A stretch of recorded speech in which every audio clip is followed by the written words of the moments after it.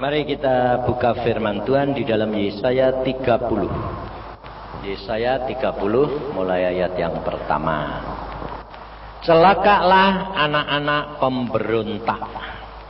Demikianlah firman Tuhan yang melaksanakan suatu rancangan yang bukan daripadaku, yang memasuki suatu persekutuan yang bukan oleh dorongan rohku, sehingga dosa mereka bertambah-tambah, yang berangkat ke Mesir dengan tidak meminta keputusanku untuk berlindung pada Firaun dan untuk berteduh di bawah naungan Mesir. Tetapi perlindungan Firaun akan memalukan kamu, dan perteduhan di bawah naungan Mesir akan menodai kamu. Sebab sekalipun pembesar-pembesar Yerusalem sudah ada di Soan, dan utusan-utusannya sudah sampai ke Hanes, sekaliannya akan mendapat malu, karena bangsa itu tidak dapat memberi faidah kepada mereka, dan tidak dapat memberi pertolongan atau faidah, melainkan hanya memalukan, bahkan mengaibkan mereka. Nah, saudara, firman Tuhan ini ternyata yang dialami oleh Yesaya terjadi dalam kehidupan kita hari demi hari. Kenapa? Karena kita hidup di tengah-tengah masyarakat yang orang Kristennya itu cuma sedikit. Lebih banyak orang yang tidak mengenal akan Tuhan Yesus. Nah, repotnya orang-orang Kristen ini yang menyebut dirinya sudah percaya. Nah, orang percaya itu harus jalannya dengan pengetahuan atau dengan iman. Tapi kenyataannya belum mampu mempersembahkan pikirannya ini. Nah, ini yang menjadi masalah. Mesir, saudara tahu toh? Mesir zamannya dulu itu adalah pusat apa?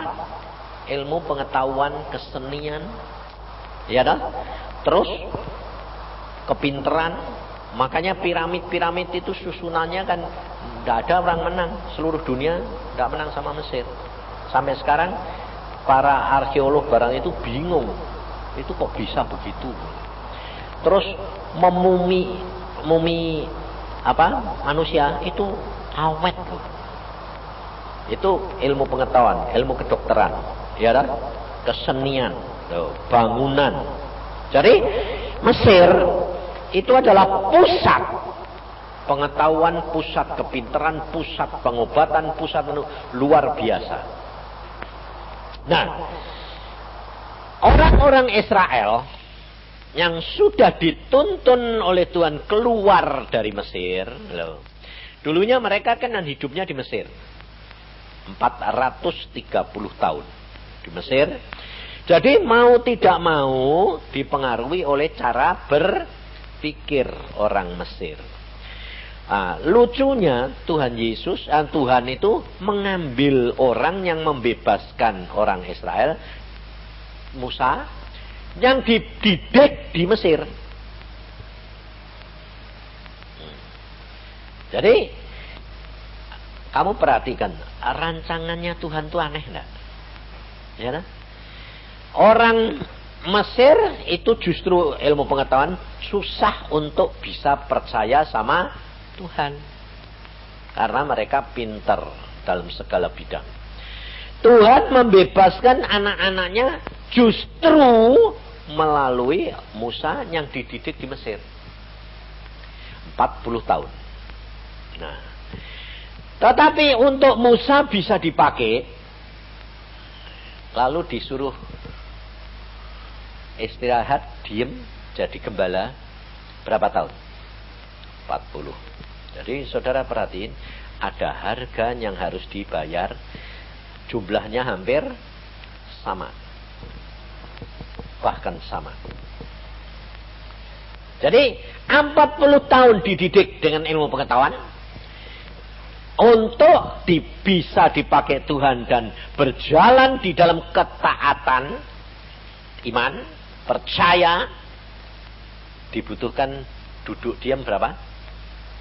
Sama.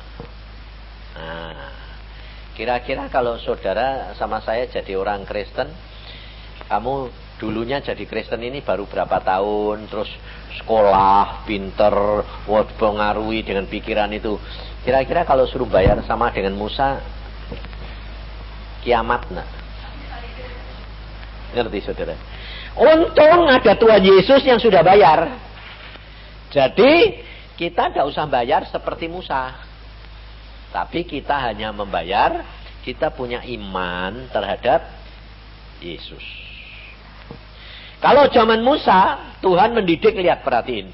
Diajak berputar-putar di padang belantara berapa tahun? 40 tahun. Tidak kebetulan loh, saudara. Karena apa 40 tahun? Justru karena mereka mengintai tanah Kanaan 40 hari. Dan karena mereka melihat dengan mata dan telinganya, dan mereka menyebabkan itu dipikirkan, terus kemudian mereka menjadi takut, khawatir, ya toh? Itu menyebabkan harga yang harus kamu bayar. Karena mereka tidak pakai iman, tapi pakai peraturan Taurat. Maka dari itu saudara, kalau engkau tidak belajar benar-benar dan mengerti bahwa hidup kekristenanmu itu kamu harus pakai iman, bukan pakai pengetahuan, kamu tetap bayarnya mahal.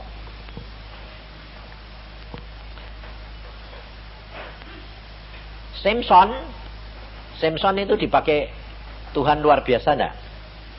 Ada syaratnya enggak? Syaratnya apa? Rambutnya tidak boleh dipotong. Nah, lucunya hanya karena rambut dipotong puasanya hilang. Ngerti tidak? Jadi harus memelihara rambut dari lahir sampai selamanya tidak boleh dipotong. Itu kira-kira rambutnya berapa meter? Ayo, jangan kira itu gampang. Terus ada satu orang lagi yang rambutnya juga tidak dipotong, juga dipakai Tuhan, hamba Tuhan. Siapa? Ayo, tak ngerti itu? Siapa? Musa? Siapa? Yohanes. Yohanes, tidak ada tulisannya Yohanes tidak boleh potong. Yang maksud saya memang kayak Samson, tapi ada tulisannya di Alkitab bahwa rambutnya itu tidak boleh dipotong. Coba siapa? Absalom dipotong. Di situ dikatakan tiap tahun dipotong, ditimbang. As kowe iki. Baca di Samuel pasal 1 ayat 11. Kemudian bernasarlah ia, katanya. Bernasar lo ya. Tuhan semesta alam, jika sungguh-sungguh engkau memperhatikan sengsara hambamu ini dan mengingat kepadaku dan tidak melupakan hambamu ini, tetapi memberikan kepada hambamu ini seorang anak laki-laki, maka aku akan memberikan dia kepada Tuhan untuk seumur hidupnya, dan peso cukur tidak akan menyentuh. Siapa? Samuel. Jadi Samuel itu tidak potong kayak Samson. Nah, seumur hidupnya. Nah, cuma Samson jatuh, Samuel tidak. Ngerti saudara? Ada syarat untuk Tuhan, kuasa Tuhan itu berjalan di dalam diri saudara. Ada syaratnya, saudara. Nah, syarat kita sekarang adalah percaya Yesus. Dan kalau orang percaya itu bagaimana toh? Sebetulnya saudara ini dan saya ini masalahnya apa? Masalahnya itu banyak berputar-putar masalah percaya. Percaya itu sebetulnya, orang percaya itu yang dituntut percaya itu kayak apa? Sebab orang yang baru bertobat bilang gini, aku percaya. Kalau saudara ini loh ditanya, saudara percaya Tuhan Yesus? Tidak ada satu yang bilang tidak percaya. Pasti percaya. Percaya toh? Iya toh? Lalu Tuhan berkata, kalau kamu percaya kepadaku, kamu masuk surga. Ya, penak toh. Jadi kalau tanya orang, kamu percaya Yesus? Percaya. Pasti masuk surga? Pasti.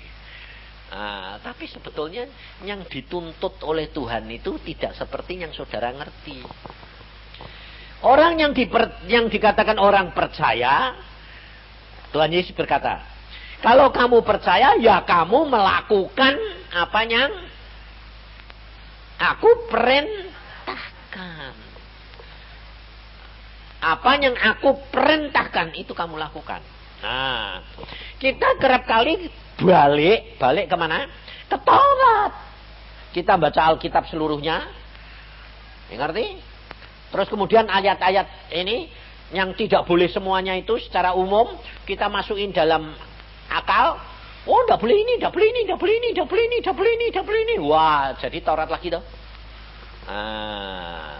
Yang bikin Taurat siapa? Kamu dewek. Lah ini kebodohan orang percaya. Padahal Taurat itu sudah digenepi Tuhan Yesus. Nah, lalu perintah yang mana? Yang kita itu harus ikuti. Kamu baca, kamu menghadapi masalah. Perintah itu selalu keluar kalau kamu menghadapi masalah. Ya, contohnya kamu tanya.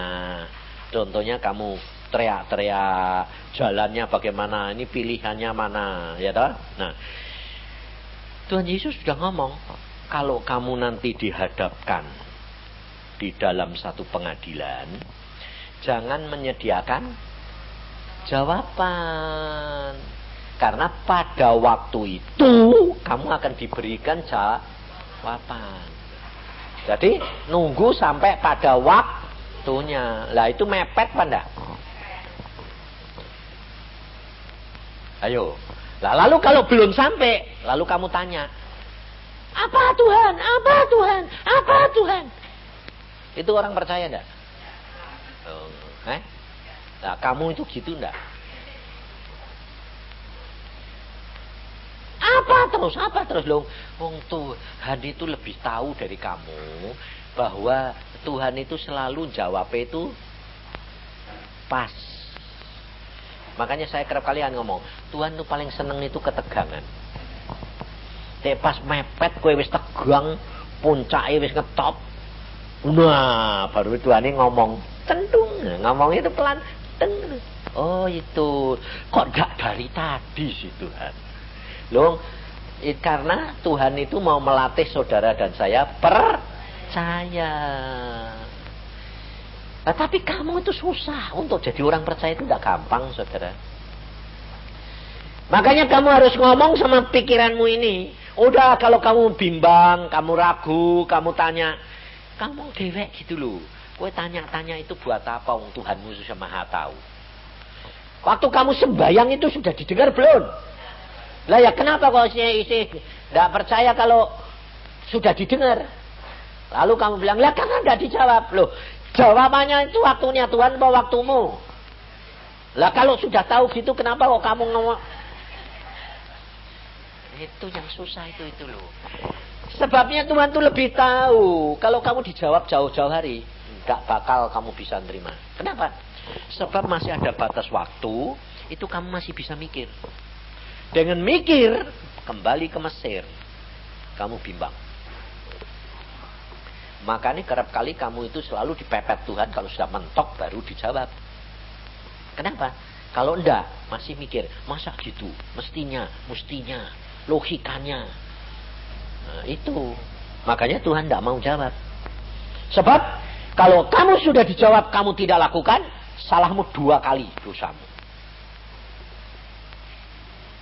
Makanya dikatakan di dalam ayat Alkitab ini, di dalam Yesaya 30 ini apa? Tadi, celakalah anak-anak pemberontak. Loh, sebetulnya itu pemberontak enggak?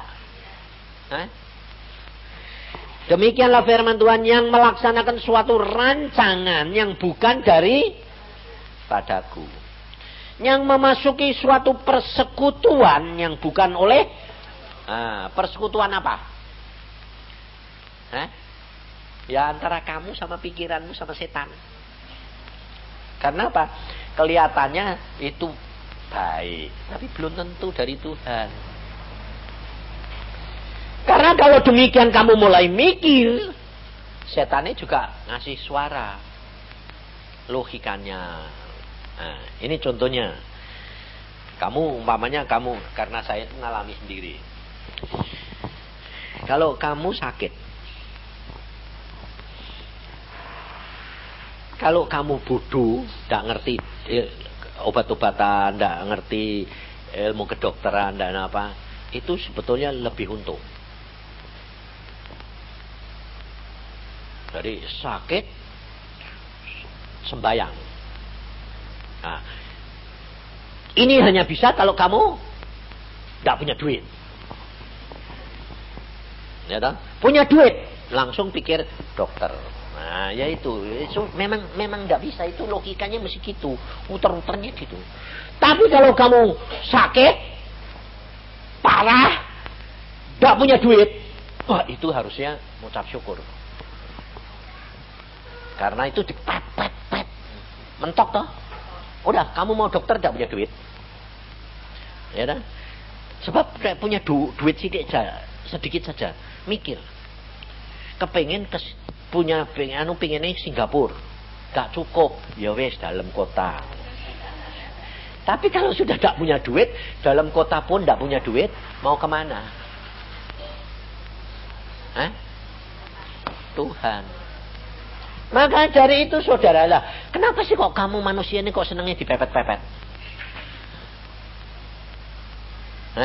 Karena ini loh, sudah terlanjur dididik di Mesir dari kecil.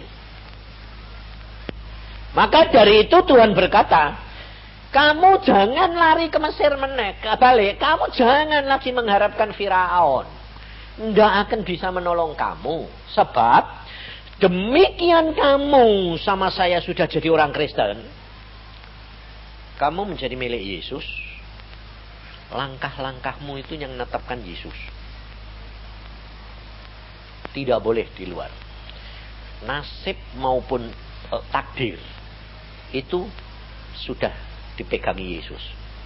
Tapi kalau kamu bukan jadi anak Yesus, nasib sama takdirmu jalan. Tapi demikian kamu jadi anak Yesus, dipegangi. Nah, kalau kamu mau supaya takdir dan nasib ini jalan sendiri tanpa Yesus, kamu keluar dari jalannya Yesus. Firman. Itu nasib sama takdir jalan. Maka dari itu kita harus tahu, sejak engkau dan saya sudah dibeli oleh darah Yesus, kamu bukan milikmu. Nah, kalau kamu sudah tahu bukan milikmu, dan Tuhan itu lalu lihat dalam diri kamu. Kamu punya watak itu apa? Yang Tuhan tidak suka apa? Nah, banyak. Nah, itu dipretelin satu-satu. Diubah supaya jadi buah. Mata duitan, nah, pasti duitmu dikorek terus sama Tuhan. Ngerti? Pasti kamu jungkir baliknya di duit terus. Saya dulu ngalami gitu. Sampai saya pernah doa gini, Tuhan, engkau kan ngomong, aku datang untuk memberikan domba-dombaku hidup berkelimpahan. Ya aku kok tidak pernah mau berkati sampai limpah-limpah. Lalu Tuhan bilang, karena kamu tidak mengenal watakmu sendiri. Kenapa? Kamu tidak bisa punya tak kasih duit banyak. Sebab demikian kamu tak kasih duit banyak, mikiranmu muter di duit terus. Dan itu benar saudara. Aku bilang, enggak. Aku sekarang sudah jadi hambamu. Saya tidak butuh duit secukupnya. Saya bilang. Tuhan bilang, kamu tidak mengenal watakmu. Padahal sudah benar-benar loh saudara. Sudah dikasih jalan Tuhan. Kalau terima persembahan, Tanya Tuhan. Oh. Buat siapa? Sudah, saudara. Tapi kan Tuhan itu ngasihkannya saya kan baru pas-pasan. Jadi juta, 10 juta itu masih. Tapi belum. Yang ratusan juta itu belum. Jadi pada waktu sudah ditawarin 100 juta, semalam tidak bisa tidur. Setelah semalam tidak bisa tidur, baru saya tahu ternyata aku masih mata duitan. Tidak mata duitan kalau jumlahnya kecil. Kalau jumlah gede, tidak bisa tidur ternyata. Nah, sejak itu saya bilang, wah ternyata saya tidak mengenal diri saya sendiri. Ngerti, saudara? Nah, maka dari itu setelah saya tahu, saya bilang Tuhan semua itu anugerah. Sudah, saya tidak minta banyak-banyak. Udah, kalau engkau lihat aku belum mampu, jangan. Nah, tentang ini saudara, nanti Desember ini kan ini terakhir, malah di Jakarta ini terakhir. Di tempat Seni ini yang terakhir. Nah, Tuhan bilang nanti Januari tanggal 1 itu kamu masuk doa puasa. Aku mau banyak ngomong sama kamu. Aku bilang, berapa lama sih Tuhan? Tidak usah tahu. Ya sudah. Jadi kalau orang lain tanya, berapa lama? Tidak tahu. Nah, Tuhan janji gini. Semua karuniamu yang aku berikan kepadamu, aku akan tumpahkan kepadamu. Penuh-penuh, luber. Buat apa? Aku bilang gitu. Karena aku masih punya tugas satu buat kamu. Wah, saudara, kira-kira kalau kamu dapat janji kayak gitu tuh seneng gak? Seneng gak? Aku enggak tuh. Aku enggak. Kenapa? Gue tahu. Sebab saya takut. Sebab saya ini punya watak yang jelek. 3 ta itu tadi. Harta, tahta, wanita. Ya dah? Dan semua itu bahaya. Kalau engkau lihat, saya dipakai Tuhan luar biasa. Kuasa, mujizat, ya dah? Nubuatan, yang. Sebab Tuhan sudah janji, aku angkat kamu itu seorang nabi, tabib, dan penginjil. Berarti kan mujizat kuasa, ya kan? Aku suruh ngalami semua. Nah, terus kemudian lalu saya muncul lagi umpamanya. Terus ngadakin seminar atau KKR. Orang sakit sembuh, kanker sembuh, orang mati bangkit, ayo semua Ayo, orang enggak nyari saya? Ngerubung saya enggak? Duitnya dikasih saya enggak? Sebagai terima kasih. Muji enggak? Hah? Ngerti?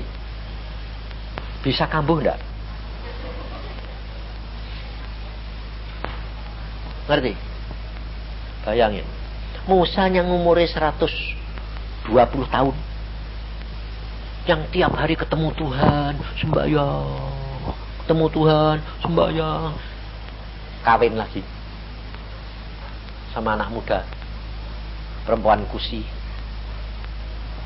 Ayo. Umur 120. Udah mati tuh. Kawin lagi. Berarti mata keranjangnya masih ada atau tumbuh. Mau ngakari tetap di daging. Nanti muncul. Dan akhirnya Musa tidak boleh masuk Kanaan. Jatuhnya hamba-hamba Tuhan itu selalu di permulaan, di tengah atau di akhir. Makanya di situ saya tidak senang, saudara. Saya bilang sama Tuhan, Tuhan, engkau tuh lihat watakku itu jelek luar biasa. Siapa hambamu yang hebat-hebat? Musa, Daud, jatuhnya di akhir semua. Salomo, jatuhnya di akhir semua. Nah ini aku tinggal tahun depan cuma berapa bulan. Akhir. Malah mau ditumplekin. Aku bilang, Tuhan, sedeng aku di Jakarta waktu di Rehoboth. Ada beberapa perempuan itu ngerubung gitu tanya minta di Tuhan, minta gitu. Tuhan bilang, kowe seneng ya? Gitu saja. Kamu sudah cemburu kok. Apalagi nanti kalau mujizat terjadi, orang ngerubung siap tiap hari krang-kring, sembunyi di mana ndak bisa, betul ndak? Bisa kabur ndak? Bayangin. Aku bilang, Tuhan, kalau boleh, saya ndak kepingin. Kalau boleh saya itu tidak kepingin, Tuhan. Masuk Januari sembayang berpulang. Penak dah. Lalu yang lain bilang, kan kami butuh. Egois kamu. Kamu tidak mikirin, ini nanti kalau dibuang, cilaka 12 kamu. Makanya saya bilang sama istri saya juga berdoanya sama dengan saya. Udah yang, yuk kita minta biar Tuhan, kalau boleh tidak usah keluar lagi. Sekarang aja kamu udah pusing yang. Ya, pusingnya itu justru menjaga diri. Pusingnya itu jaga diri, saudara. Yang setiap kali Tuhan ngomong, sebab kadang-kadang ngomongnya Tuhan kan tidak waktu kita gitu. Ndak. Kowe seneng ya? Gitu kowe tok. Mak seneng cuma sedikit, kowe seneng ya? Itu dek aku tidak sadar. Bablas. Ngerti saudara? Sebab manusia itu gampang sekali jatuh. Maka dari itu saudara, kita itu tidak bisa mengalami mujizat dan mujizat tanpa iman. Nah, iman itu bukan lari ke Mesir, kembali menoleh ke belakang, balik lagi ke ilmu pengetahuan, balik lagi ke pikiran. Tidak bisa. Iman itu harus ada harganya, harus saudara dan saya bayar. Itu caranya bagaimana cara bayarnya? Itu di sini nih. Di Yesaya 30 ayat yang ke-15. Nah, ini iman. Jadi kalau saudara menyadari ini, nah ini bisa enggak kamu bayari? Kalau kamu bisa bayar, berarti sampai imanmu. Sebab beginilah firman Tuhan Allah yang Maha Kudus, Allah Israel, dengan bertobat dan tinggal diam, kamu akan diselamatkan. Dalam tinggal tenang dan percaya terletak kekuatanmu. Itu iman. Ayo, dengan tinggal diam, bisa enggak? Diam bukan nongkrong di rumah, doa puasa, bukan. Diam, pikirannya berhenti. Bisa enggak? Ayo. Bisa enggak?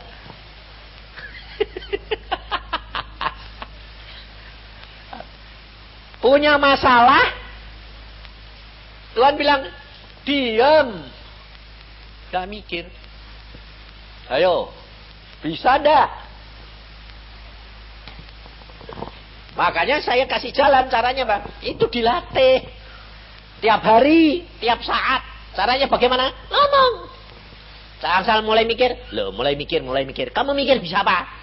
Ngomongnya dewek, dimarahi. Kalau perlu madep kaca. Kamu mikir buat apa? Gitu. Biarin dianggap orang edan. Sebab ini firman. Yang penting itu kamu balik bertobat.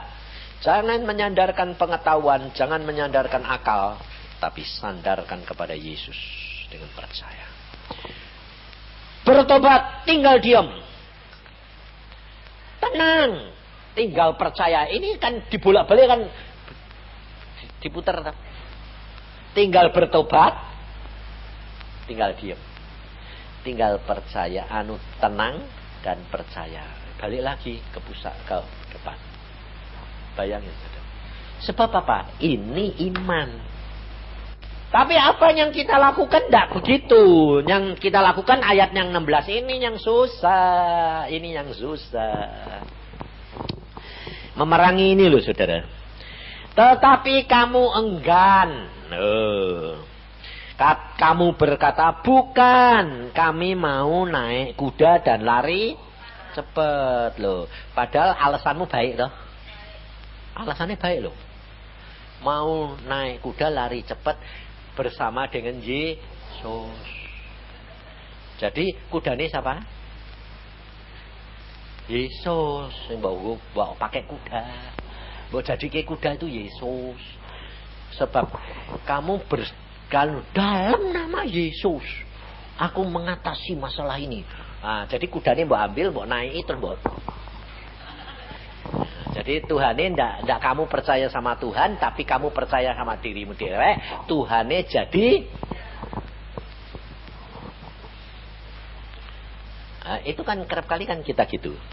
Mau lari cepat, menyelesaikan supaya nama Tuhan dimuliakan. Alasannya kan gitu. Mujizat terjadi, ya dah. Lalu Tuhan bilang apa? Maka kamu akan lari dan lenyap, malah hilang, kabur. Lalu kami mau naik kuda. Katamu pula, kami mau mengendarai kuda tangkas. Jadi luwih cepat lagi, jagoan.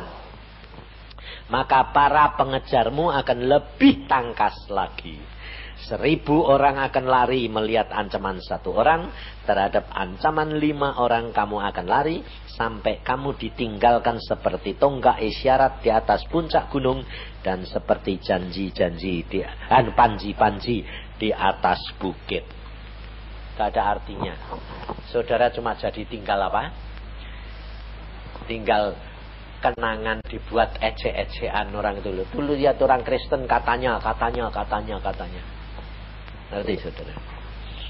Tidak bisa, memang tidak bisa. Semua itu anugerah. Saudara dan saya tinggal percaya, lakuin aja. Memang susah, tapi caranya bagaimana? Ngomongin sudah.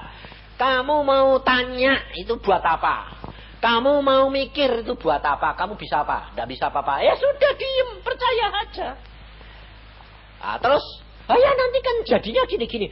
Paling-paling pol mentoke mati. Betul enggak? Ayo. Nah, ternyata kamu takut malah mati. Karena Tuhan bilang kalau kamu sayang nyawa, kamu kehilangan nyawa. Tapi kalau kamu tidak sayang nyawa, karena apa? Berani mati dapat. Ini yang saya alami semua itu begitu. Makanya saya terus terang kalau cucu saya, anak saya, istri saya, mantu saya sakit, saya bilang, kamu sakit? Parah ini enggak? Wah, kelihatannya kok parah sih, Pak. Terus, apa yang kamu lakukan? Aku berdoa, periksa diri. Nah, pinter. Aku salah apa ya? Nah, habis itu, kalau diingatkan Roh Kudus, bertobat. Habis bertobat apa? Ya sudah, ngucap syukur. Paling-paling mati. Ya, bener. Itu urutannya gitu, saudara. Kalau kamu urutannya tidak gitu, tidak akan sampai. Kalau kamu tidak bisa begitu, saya bilang, kamu punya duit, pergi dokter, minum obat. Tapi harus bayar harganya. Sebab dengan minum obat, tetap ada akibatnya. Ya dah? Duit. Habis itu, minum obat itu belum tentu tidak ada efeknya. Tetap ada. Ayo, bayar harganya. Jangan lalu, wah aku sudah, ini kok gini. Aku bilang, lah itu kan pikiranmu, imanmu tidak sampai, ya sudah. Kalau imanmu sampai, nekat. Tapi jangan nekat gini, tak imani, tidak minum obat, mati biar. Mati sungguh. Karena apa? Karena Tuhan ini belum ngomong. Ini dialami seorang hamba Tuhan tuh, yang jago karismatik, pertama kali ngajar di Indonesia karismatik, dia anti obat. Saya pada waktu itu tahu. Dia bilang gini, anaknya sakit. Dak, anakku tidak boleh makan obat, mesti sembuh dengan percaya. Saya bilang, rasain lu. Tuhan ini nanti biar ngalamin, nanti dia akan sadar kecewa. Bener. Setelah anaknya benar-benar mau mati, dokter dipanggil, dia bilang, ini sih sebentar lagi mesti mati. Ini kalau tidak dikasih, tidak diinfus, mesti mati. Sebentar lagi, 1 jam lagi mesti mati. Si bapak ini hamba Tuhan, ini pendeta lagi, tak tahan. Akhirnya bilang, ya sudah diinfus. Untung sadar. Kalau tidak mati. Maksud saya yang saudara dan saya itu imani adalah saudara kalau menghadapi masalah, saudara berdoa minta tulungan Roh Kudus, karena Roh Kudus sudah ada. Roh Kudus, aku pasti salah. Terus kemudian nanti Roh Kudus ngomong, nah, bertobat, minta ampun, tinggal diam. Nah, nanti kamu habis itu ngucap syukur, nanti Roh Kudus ngomong lagi. Kadang-kadang pakai obat. Nah, kalau Roh Kudus bilang minum obat itu, belilah. Jangan lalu mikir, kan iman percaya, tidak usah pakai obat. Salahmu, dek gue mati. Nah, tapi kalau hari ini Tuhan bilang kamu minum itu, ya belilah, minum. Karena Tuhan lebih tahu imanmu tidak sampai. Tapi kalau Tuhan bilang hanya dengan percaya semua jadi, ya sudah, nekat. Ini yang saya katakan dan alami. Waktu Iin itu sakit, saya bilang, Tuhan ini bi, kok tambah lama parah. Dokter bilang keadaan gini, stop semua obat. Jelas dia ngomong, stop semua obat. Hanya dengan doa puasa anakmu sembuh. Ya sudah. Nah, kalau saya sudah imani begitu, bukan berarti terus saya doa puasa terus besok mulai baik-baik. Enggak. Besok malah parah. Itu benar.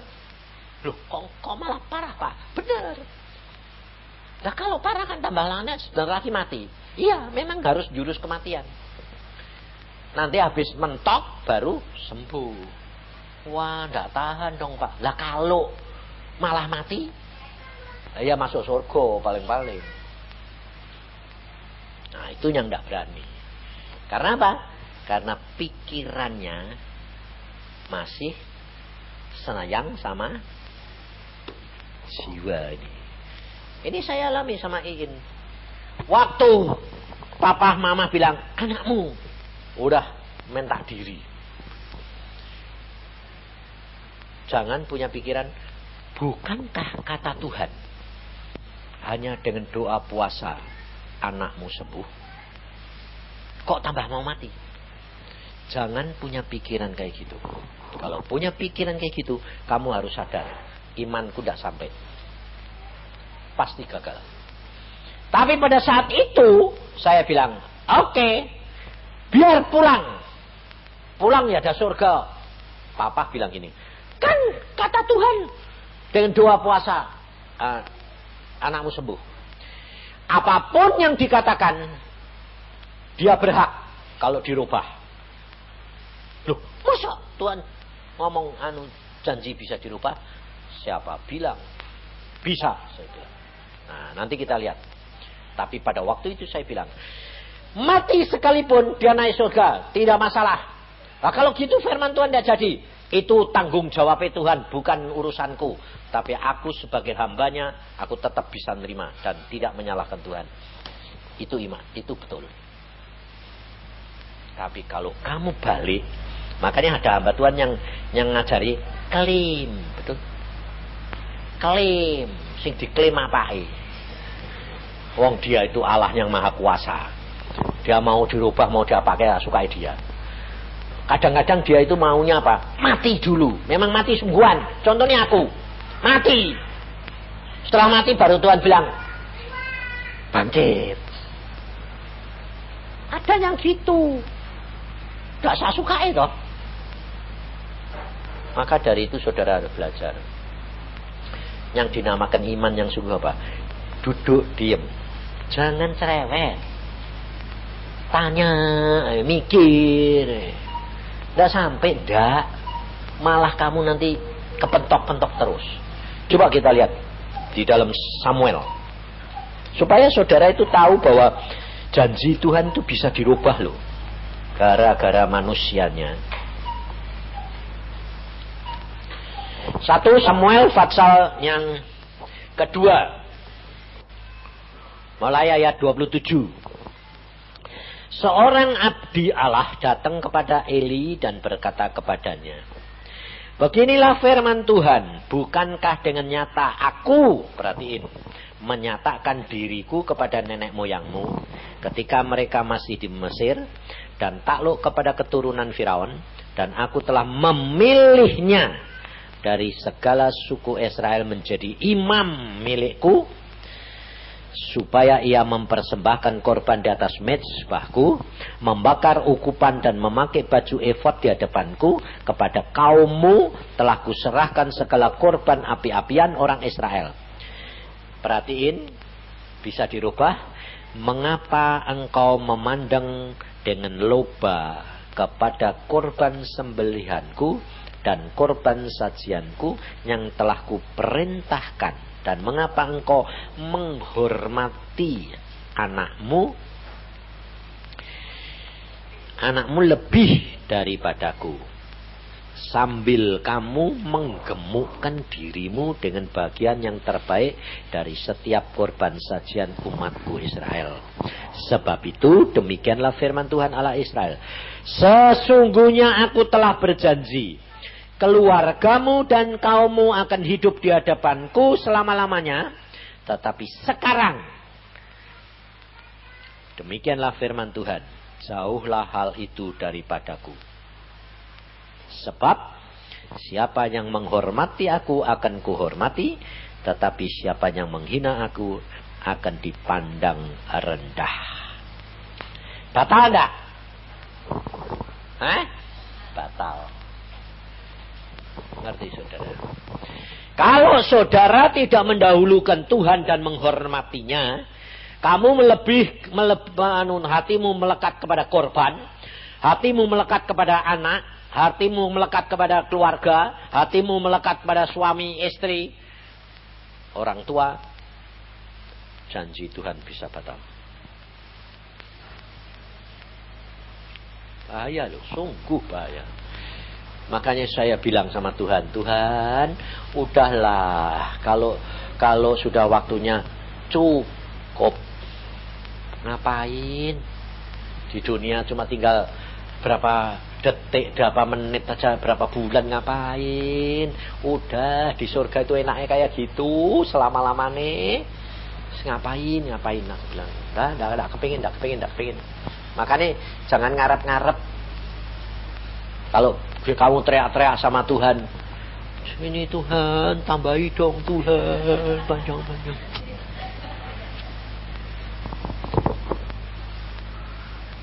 Saudara, kamu harus tahu wataknya Tuhan, hatinya Tuhan, itu yang penting. Kamu turuti, maka kamu akan melihat kemuliaan demi kemuliaan Tuhan dinyatakan. Tidak usah takut. Belajar imanmu ini loh, tumbuhkan. Imanmu tumbuhkan. Apa yang Tuhan katakan, lakuin. Lah itu latihannya gitu. Tiap hari itu Tuhan gerakin apa, lakuin. Salah ya tidak apa-apa, wong namanya belajar loh. Tidak apa-apa, salah ya sudah, lakuin lagi. Nanti lama-lama kamu akan bisa belajar taat, tekun sama Tuhan. Karena yang dibutuhkan oleh Tuhan adalah apa? Ketaatan. Nurut aja, semua akan jadi. Dan saya menikmati luar biasa. Kemarin ada orang datang pada saya di hotel, lucu dah. Dia mau ngasih uang sama saya 100 juta. Baru kemarin ini loh, datang ke rumah saya, ke hotel. Bagaimana Pak? Oke enggak? Lucu dah. Dia yang mau ngasih, tapi malah tanya saya, oke enggak? Mau terima enggak?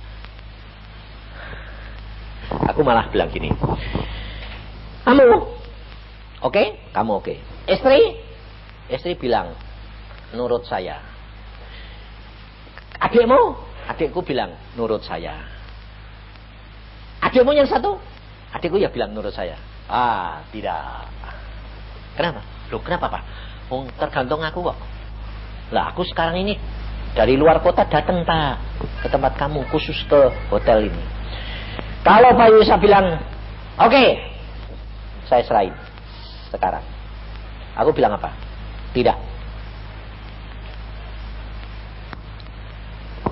Aku bilang, kenapa? Dia bilang gini, loh kenapa Pak? Karena istri anak-anakmu belum dapat dari Tuhan sendiri bahwa itu bagian saya. Harus istri dan anak-anakmu dan adik-adikmu katakan itu dari Tuhan ngomong, ya betul bagiannya Yusa, baru aku mau. Ngerti sudah? Sebab Alkitab tadi bilang apa? Mengapa kamu menggemukkan dirimu dewek dengan persembahan itu? Tapi coba deh kamu disodori gitu, mau enggak? Makanya enggak ada sing nyodorin. Ngerti saudara? Ini lucu. Orang yang ngasih malah tanya saya. Aku bilang, lah kalau kamu sama hamba Tuhan lain gitu. Oh enggak berani Pak. Hamba Tuhan lain enggak usah ditanya. Belum diabani sudah nagih terus. Nah, tapi wong Pak Yusa ini orangnya aneh kok. Tidak Tuhan suruh tidak mau. Tuhan sudah ngomong sekalipun kalau yang lain yang itu saya tahu, oh ini istrimu ngikut kamu. Tidak. Tanya, suruh berdoa sampai istrimu berkata dari Tuhan, aku dapat, adikmu bilang, baru saya terima. Itu saya terima sekalipun saya akan hadapkan Tuhan disalurkan milik siapa. Aku tidak mau. Aku tidak mau menyalurkan, tidak mau ngantongi kalau saudara-saudaramu belum dapat dari Tuhan. Kenapa? Nanti jadi beban buat saya. Betul tak? Betul tak? Nah ya, ngerti tak? Harusnya begitu. Tapi gampang pas susah. Tapi bisa kalau kamu gandol sama Tuhan, hatimu tidak melekat sama duit. Baru kemarin orangnya datang di hotel. Saya bilang pulang, nggak usah mikirin. Loh Pak Yusa itu selama ini sudah tak kasih ngomongan nggak mikir, nggak. Karena aku memang nggak kepengen mikir. Mikir jadi beban, menggemukkan dirinya dewek. Tuhan ini nggak seneng, tendang aku. Bubar aku bilang. Rugi ya, nggak mau. Apalagi 100 juta. Kalau Tuhan mau kerikile 400 juta emak krewel lah, 1 juta ngapain pasir. Ngerti enggak? Padahal kalau sebentar lagi saya pulang kan dapat segala-galanya. Bukan pasir, bukan kerikil. Semuanya milik, ya dah. Batu segelondong. Ngapain di sini mau mengerti saudara? Kita itu tidak pernah tahu apa yang akan terjadi. Tapi kalau hatimu melekat sama Tuhan, aman. Udah tenang, damai, sejahtera, tidak pernah pusing. Ngerti tidak? Masalah apa saja, tenang, santai. Itu hidup dengan Tuhan. Jagalah iman percayamu. Lakukan apa yang Tuhan mau. Nanti Tuhan berkati. Amin. Yuk kita sembahyang. Kalau nanti ada tanyaan boleh. Tuhan Yesus, hamba-Mu sudah sampaikan firman-Mu. Dan Engkau yang tahu keadaan anak-anak-Mu di tempat ini. Kalau mereka mau bertanya, Tuhan Roh Kudus, Engkau sendiri yang tahu isi hati dan pikirannya. Dan Engkau yang menjawabnya. Supaya kemuliaan Tuhan boleh nyata dalam hidup kami semua. Terima kasih Tuhan karena Engkau begitu baik. Anak-anak-Mu rindu Tuhan. Kepingin mempertahankan iman kami. Tapi kerap kali kami lemah. Maka dari itu kami butuh Engkau Tuhan Roh Kudus.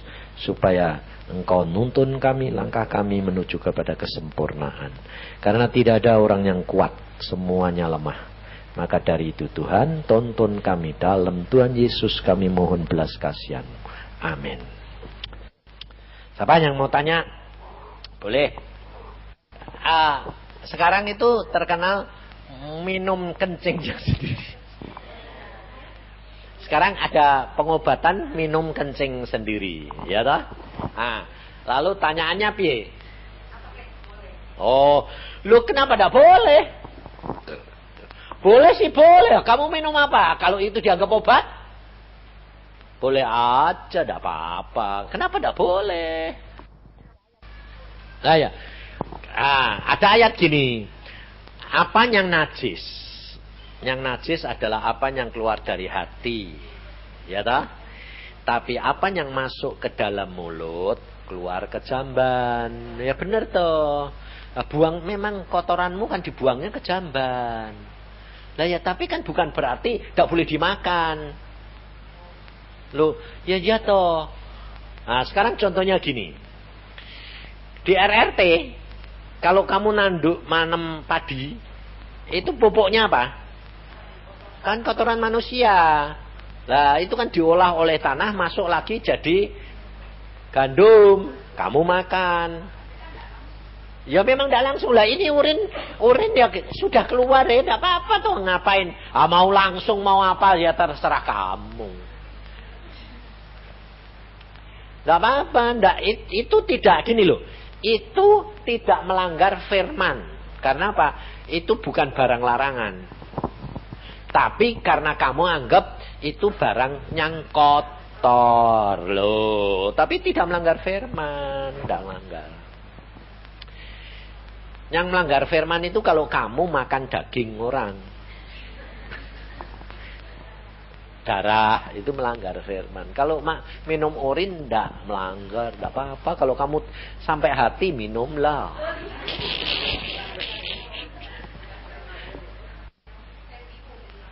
Lah kalau kamu bingung ya malah nanti gagal. Orang iman itu memang gitu. Saya tadi kan ngomong itu hanya dengan doa puasa anakmu sembuh, malah parah. Lah kamu sudah berdoa begitu, dia masuk situ. Menghadapi keadaan yang lu kok ndak lancar, kok ndak itu normal, itu yang benar. Imani, percaya, kamu malah dorong pada anakmu. Percaya kalau Tuhan sudah tampatkan di situ pasti ada jalan. Cuma Tuhan mau ngajar supaya kamu jangan sombong. Nanti kalau kamu bisa sendiri sombong. Kalau justru kamu tidak bisa tapi dengan pertolongan Tuhan jadi bisa, kamu memuliakan Tuhan. In dulu sekolahnya gitu. Saya bilang, kamu, ayo kita doa.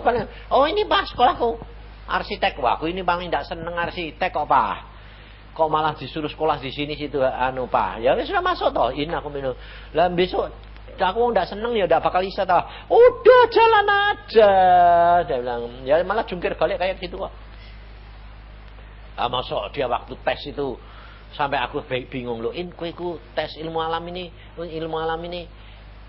bisa enggak? Enggak bisa, Pak. Aku dia seneng minum. Tapi Tuhan ini terus kelas ini. Tapi ya tekunin. Ya tak tekuni. Belajar Pak. Waktu di tes itu orang 5, tidak ada sing lulus dia toh. Dia ditanyai, kamu ditanya apa? Tanyai hukum apa suruh cerita. Lah terus aku jawabnya ra iso apa? Wong yang nenter aku jadak lulus. Aku ditanyai sama dosennya, ceritain hukum ini. Aku jawabnya bingung. Tuhan aku jawab apa? Tapi keluar dari mulutku aneh. Umpamanya Archimedes itu apa? Archimedes. Jawabannya itu aku celuk toh. Mosok suruh terangi kok. Itu ya itu. Itu kan aku sampai aku jawabnya gitu. Aku jawab gitu tuh. Aku gak ngerti ya Pak. Nah terus gurunya itu sama manggut-manggut. Pinter. Aku sampai bingung toh Pak. Kok dia siapa? Oh aku ngerti barusan belakangan. Aku jawab Tuhan Roh Kudus ngasih penerangan pada Roh Kudus, pada dosenku, sehingga dosenku yang dikarepi itu jadi pinter. Lulus. Lulus aku ditanyai temanku, lulus. Ditanyai apa? Tanya ini, jawab itu ya itu. Lah kok lulus? Itu kan jawaban wong edan to. Lah iya dah tahu. Lah kok dia kok dilulusin? Dah tahu. Nah itu saya ngalami. Lah memang kita pengen ngomong gitu loh. Kalau saya Ya, aku bilang gini lah. Makanya itu kan tadi saya bilang, yang dimaksud percaya itu ukurannya siapa? Ukurannya Tuhan, bukan ukuran kita. Lah kok hamba Tuhan itu berani, dia pasti selamat. Sing netepin dia apa Tuhan? Kalau saya terus terang enggak berani. Enggak berani bilang dia pasti selamat dah. Tergantung nanti sampai akhirnya mau mati. Iya, tapi sampai akhir. Kalau mau mati dia ya tetap ya tidak masuk. Wong Alkitab bilang tidak bisa. Kalau sampai akhirnya dia tetap ketakutan ya tidak bisa. Wong takut itu penakut tidak ada. Tidak boleh. Nah, ya toh. Makanya saya tidak berani. Yang ngambil konklusi kan kamu toh. Pak Yusa kok gini, itu kok gini. Nah, tapi hamba Tuhan itu kan berani, aku tidak berani. Sebabnya aku tidak tahu, taunya gini. Detik terakhirnya itu yang menetapkan. Sebab kadang-kadang detik terakhir, ini contohnya orang bunuh diri. Bunuh diri itu harusnya kan tidak bisa selamat. Tapi ternyata detik terakhir kadang-kadang bisa selamat tuh. Aku heran tuh lihat Tuhan. Makanya saya tidak berani ngakimi. Yudas sudah pasti kalau itu, wong Alkitab sudah ngomong. Jadi orang bunuh diri karena dia percaya Yesus. Tapi karena penyakit atau kesesakan itu sangat bunuh diri, akhirnya sudah mengakhiri gini mau bunuh diri. Nah, pada saat terakhir dia sadar, Tuhan ampuni aku dosaku, aku kok salah, kok bunuh diri. Ada yang selamat. Karena Tuhan lihat dia bunuh dirinya itu bukan karena kurang percaya, tapi tidak tahan terhadap penderitaan. Jadi tidak bisa bunuh diri mesti masuk neraka. Bunuh diri selamat tidak bisa. Sebab saya sendiri ngadepi beberapa orang, waduh tidak bisa. Tuhan bilang aku bebaskan hidup. Yang satu aku bebaskan mati. Piye aku bilang itu. Wong hakim Tuhan. Tidak bisa. Hakim di atas segala hakim tidak bisa ngerti. Contohnya hamba Tuhan. Jemaatnya 3.000. Punya sekolah Alkitab. Pertobatannya orang yang bertobat kalau dia khotbah itu ratusan, ribuan. Waktu mati tidak boleh masuk surga. Ada buku nih Sandu Sundarsing. Dilihat Sandu Sundarsing sendiri, ditujui Tuhan. Itu kamu kenal itu? Loh, ini kan pendeta di dunia terkenal Tuhan. Ya, tuh lihat tuh, tidak boleh masuk surga.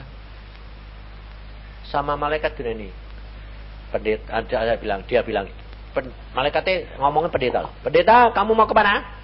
Saya mau ketemu Tuhan Yesus. Mau apa? Mau lapor. Apa yang Tuhan tugaskan aku sudah kerjakan. Malaikatnya bilang, maaf Pak Pendeta, pintu surga belum terbuka buat kamu. Loh, kenapa? Kamu masih sakit. Ayo, ngerti siapa?